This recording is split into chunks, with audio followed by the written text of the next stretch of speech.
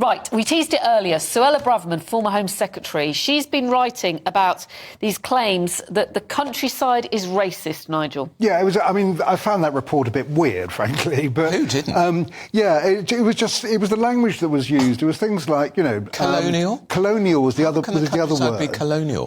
Where I thought the report got it right was that what you have in the countryside, well, certainly, I mean, this is anecdotal, but my experience of it is that it's certainly traditional British values.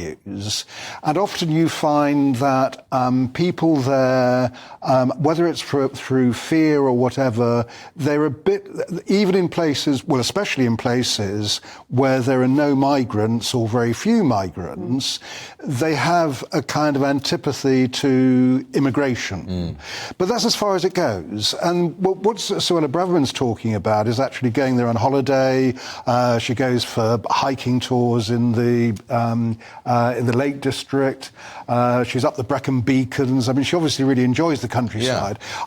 I can't imagine there would be any racism there, and she says she's never encountered it, which is probably right. She also says in that article that the worst racism she's endured has been in urban areas. Precisely, yeah. And the other, you know, the other point that she's making is that you shouldn't feel guilty for being white. Well, absolutely right. You shouldn't feel guilty for being black or Asian or whatever you are.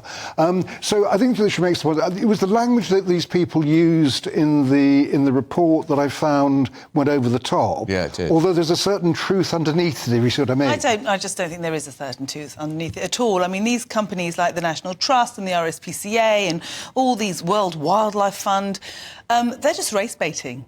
They're clickbaiting, they're race baiting. It's complete rubbish. And when we kind of dig deep and you see what was your definition of racism, it's that people looked and stared. I mean, Andrew, I'd get disappointed. It could have been about anything. But honestly, I'd be disappointed if I walked into a pub in Wales in my full kind of garb and they didn't stop and stare. I mean, what's going... It's, you know, if you are something different that's walking into if it's a very white area and you're black and you walk in, or you're Asian and you walk in, people are going to have a look. But in the village, you'll be stared at if you walk into a pub and you're a stranger. Absolutely, in small villages. Not necessarily exactly.